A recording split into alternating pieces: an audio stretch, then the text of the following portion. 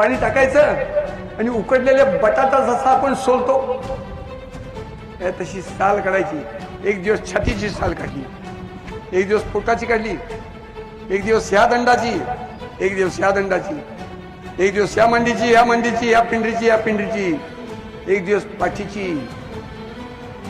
साल काढलेली 3-4 दिवस झाली की परत त्याच्यावरती एक पापूद राहायचा, तोही सोलून काढायचे। उकळतं दूध घ्या भांड्यामध्ये आणि ठेवा। चटदिशी त्याच्यावर पापूद राहतो, तो काढून टाकला की दुसरा येतो, काढून टाकला की तिसरा येतो, चौथा येतो। तसं रोज त्यांची पुढे 10 दिवस साल सोलत होती।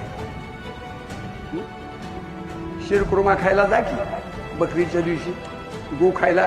निर्लज्ज हिंदू, आपण निर्लज्ज आहोत।